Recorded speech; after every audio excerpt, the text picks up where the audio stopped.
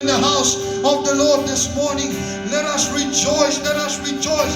Let's make noise. Let's make some noise this morning. Let's clap hands. Let's shout the name of Jesus this morning. Let's shout the name of Jesus this morning in your hearts. Let's shout the name of Jesus this morning in our lives. Let's shout the name of Jesus this morning in our lives. Let's shout the name of Jesus this morning in our lives.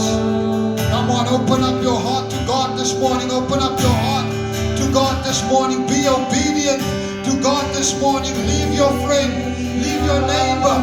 Be obedient to God. Allow the Spirit of God to move in your life this morning. Allow God to touch you in every area where you need touching this morning. Allow Him to touch your life. Allow you to touch Him this morning. Allow you. I want to give thanks to the worship team. Let us pray. Father, we pray this morning, Father God, in Jesus' name, Father God. Father, I pray, Father God, that every word that will come out of my mouth will not be mine, Father God, but that it will be your words, Father God. Father, we glorify your name this morning in this place, Father God, in Jesus' mighty name. Amen and amen. Let's show a house of applause to the worship team. Let's give them a house of applause. This morning I want to share a message. We can all be seated. This morning I want to share a message that God has spoken deeply into my heart about this message. It's been going a while that God has speak with me about this message. But before I go into this message, I want to honor the man and woman of God that is in this place. I want to honor Pastor Andres, and I want to say thank you for the opportunity that he has given me this morning. And this morning I want to share this message that God has laid on my heart, and it's a very powerful piece in the Bible that we read.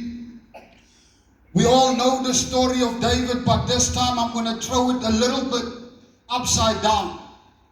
A little bit upside down. I'm going to change something this morning.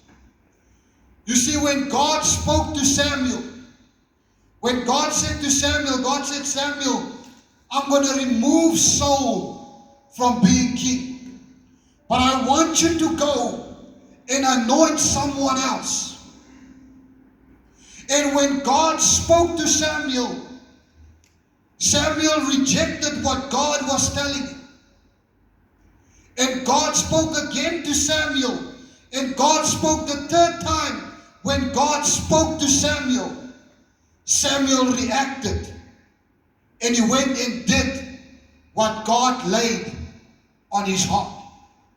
You see, all of our lives we have a story to tell. But our story that we have to tell must be the story of Jesus. Samuel went and told the story, and he went and he was obedient to God, and he went. And as he arrived on his way, Eli guided all his children, and he said, this is my eldest son. And he said, no, it's not the one. And as he went through all his sons, he said, this is not the one. But what touched me was a part where Samuel asked, and he said to Eli, do you have another son? And he agreed, and he said, yes, I have one. He's far away, and he sent them to go and fetch him because David was looking after the sheep. And as David was coming, Eli said to Samuel, this is David. And this was the response that Samuel had to Eli when David was coming. It was, your shame. When David was still coming, Samuel looked at Eli and he said, your shame. But in that time, you must understand one thing. Samuel was not looking for David. He was not looking for David. God was looking for a man close to his heart. And I'm going to show you that in Scripture.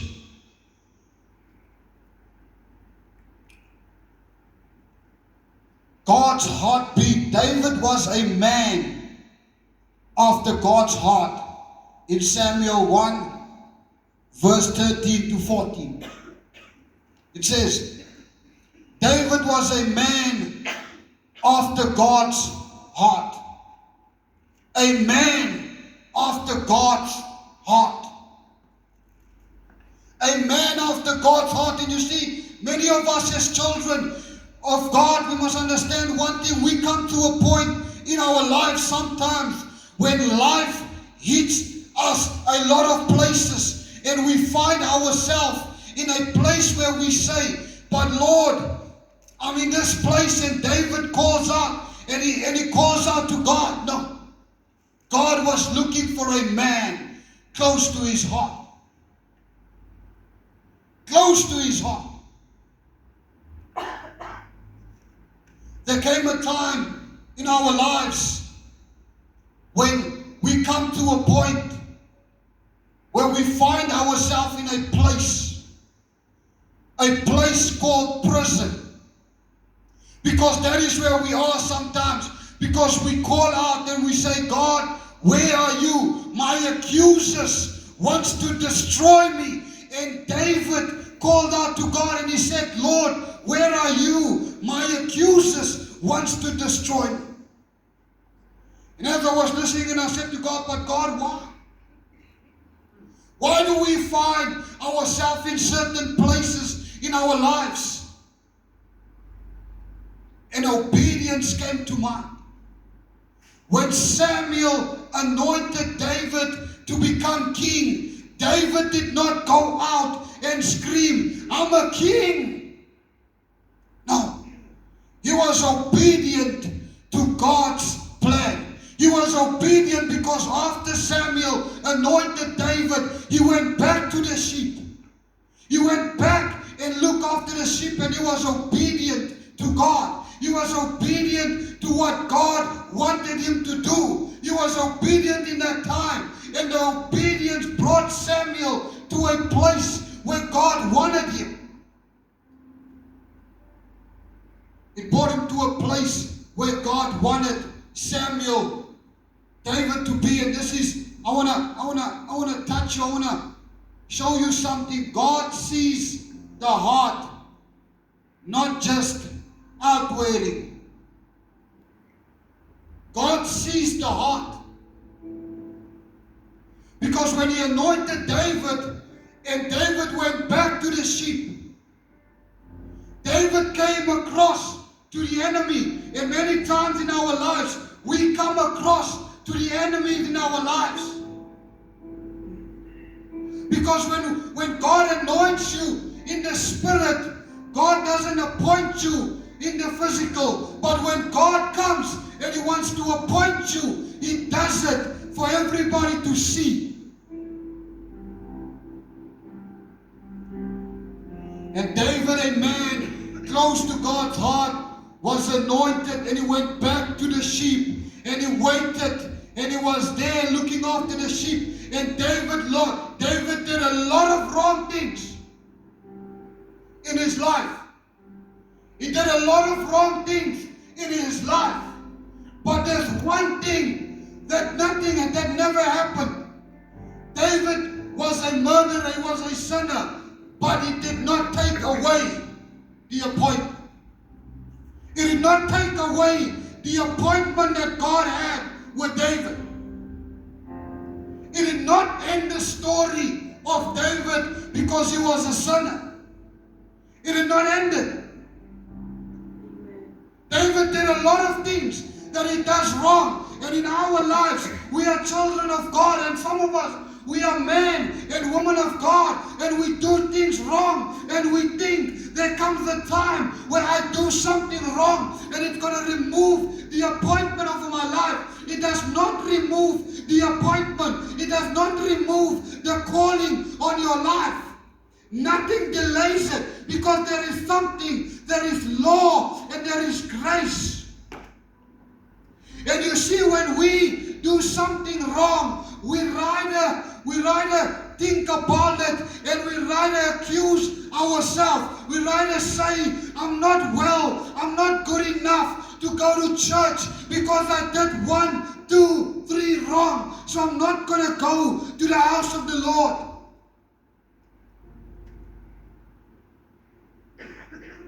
What David did wrong did not stop the story that God had with his life. What David did wrong did not stop the mistakes, the murder, everything that David did wrong did not stop the calling that God had for him. It did not. Because you see, when David came to a point, and when Saul heard that Samuel anointed David, he was frustrated. He was frustrated, and he wanted to do everything in his power to stop this from happening. Everything in his power to stop this from happening.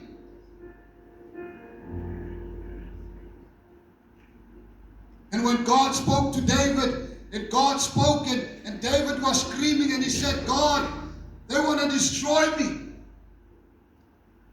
But David was the one that was close to destroy to destroy Saul. David was the one, he was close to destroy him. In many of our lives, the Bible says, it says one thing, it says, be very careful. It says this, it says that we can talk about, we can gossip, we can do everything. But there is one thing that the Bible told me a very different thing. You can have a calling on your life. You can have a dream on your life. You can have a story that has to end somewhere along the line. But we make the mistake. We make the problems, because what do? If David had to go, and when Samuel anointed him, and David ran and he said, you know what, I'm a king. If he had to run out and say, I'm a king, and he was not obedient on what God wanted to do in his life, he was going to miss the bigger picture that God had for his life. And how many of us as children of God, we get prophetic word, we get touched in the Spirit of God, and we run and we chase after this dream and after this calling, but we haven't gone back to God. We haven't been obedient and listened to the Spirit of God. Because the Bible says you can talk about the pastor, you can talk about the evangelist, you can talk about the teacher that teach the word, but that scripture there's a catch in that scripture that David was obedient to. You must understand, Saul was a man of God. God anointed him. Saul was a man of God, and God anointed him before he anointed David. And when the Bible says, when we talk against a prophet or an apostle, the calling will become a fulfillment in your life. But if God has shown you a bigger picture, and you ask, but Lord, you have given me all these dreams, obedience plays a role. Obedience plays a role in your life. To be obedient to God, to be obedient and to come in line with what God has called you for, to come in line with the Word of God, to come in line, because you see, Jesus was on earth and he finished the story that the Father appointed him for. And we need to finish the story that Jesus died for on the cross. David finish the story, what God appointed him for. Because there comes a time when David heard that Saul has gathered his men and they wanted to go and destroy David. And I'm ending off with this. And they wanted to destroy David. And this is what David does. David hears they want to destroy him, and David comes out. And David says, and David comes out and he runs down and he tells Saul, I was this close. I was this close to destroy you. I was this close to destroy you. And David's word was, I don't want your position. I don't want to take in your rightful place. He was obedient to God, knowing that at the right time, the Lord will put him on the throne. David destroys Goliath. And he gives out the speech. And his best friend, Jonathan, his best friend comes. And the man of God that God has shown me is not here this morning, but I'm sure he is going to be on the live.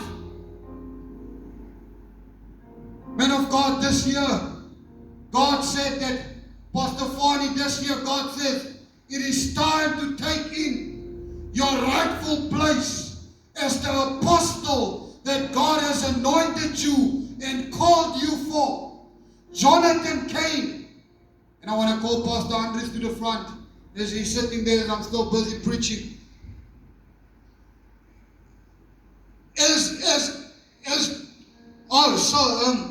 Jonathan heard that David is giving out the speech, and what did Jonathan do?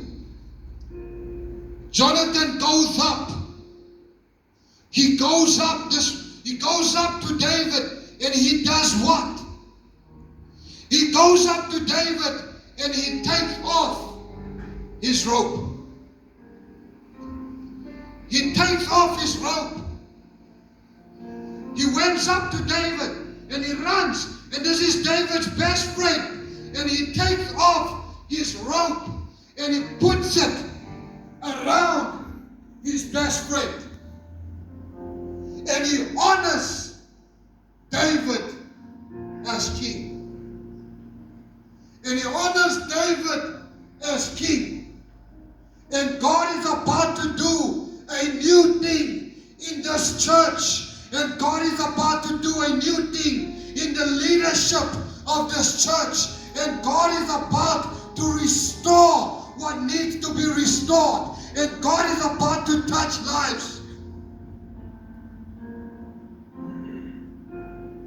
I respect this man of God. Pastor Andres, I respect him very well. But this morning I'm going to say what the Spirit of God has said to me. He said, Pastor Andres, God anointed you in the Spirit as a general in the Spirit.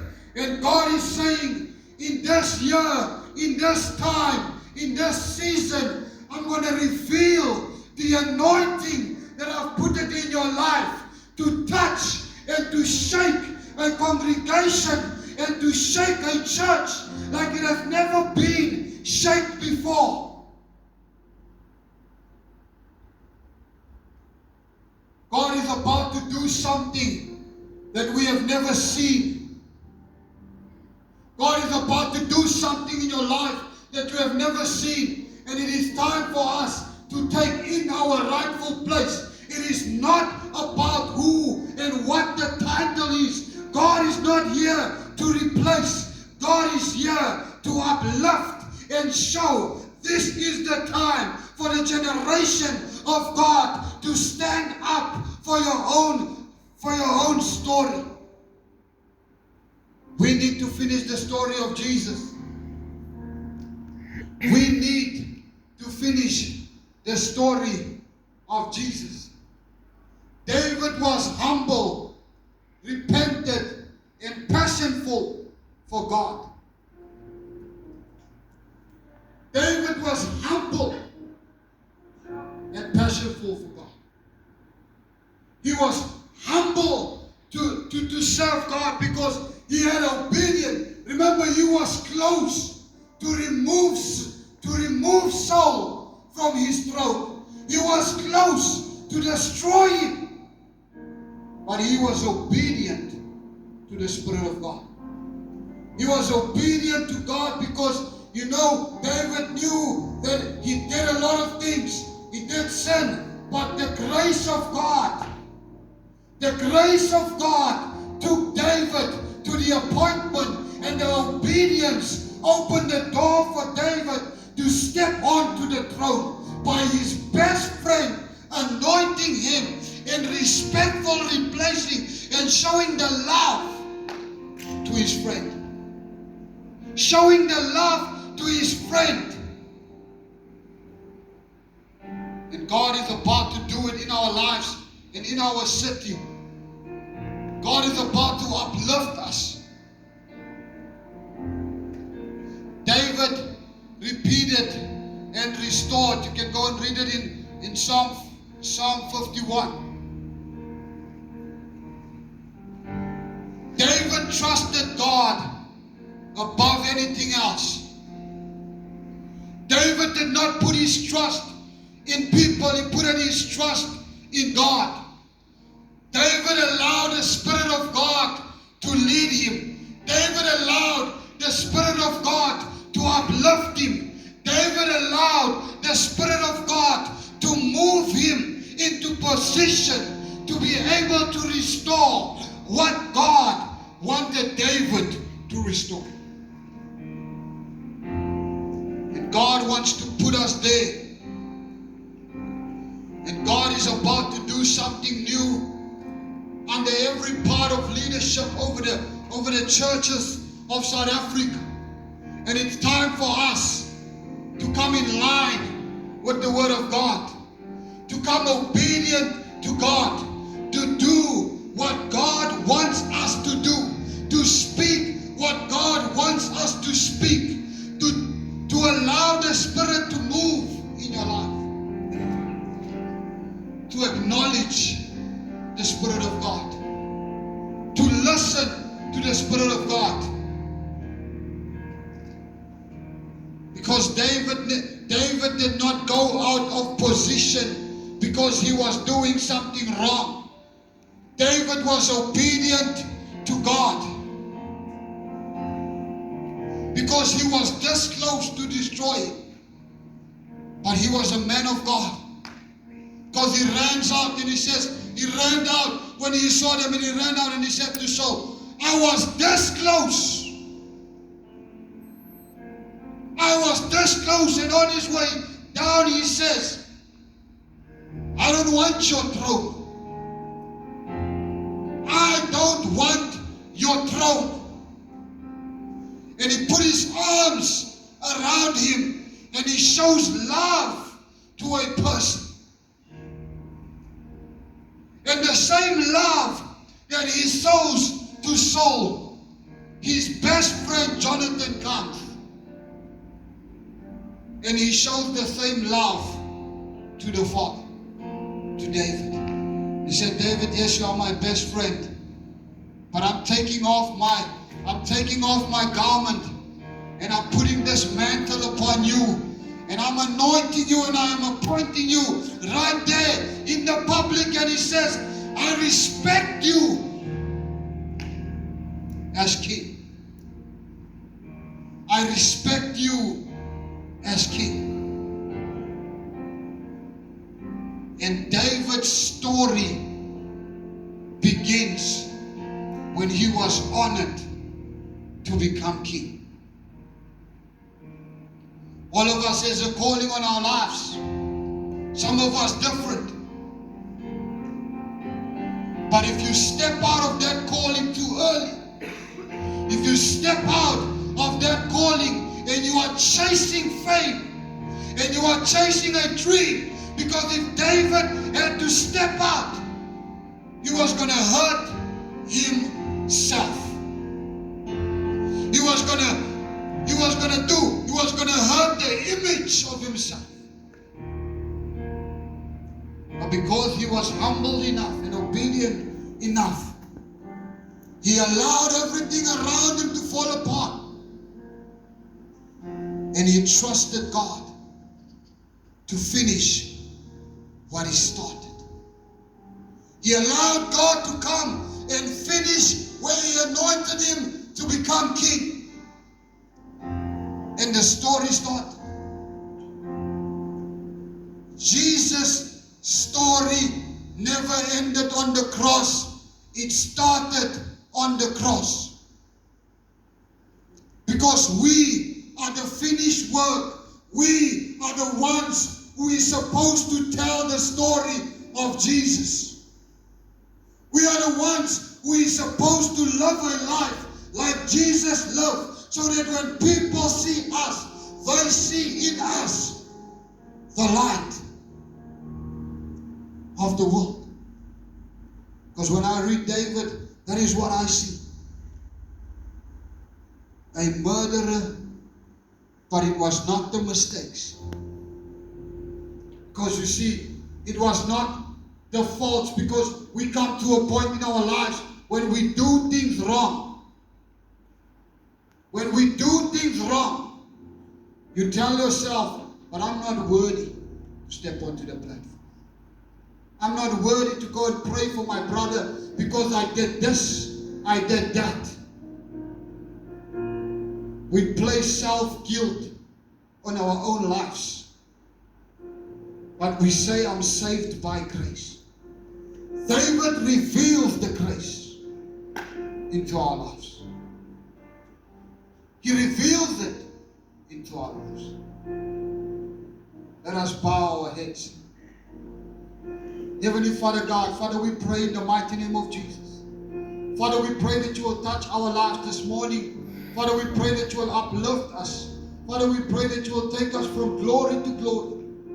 In Jesus' mighty name. Amen and amen.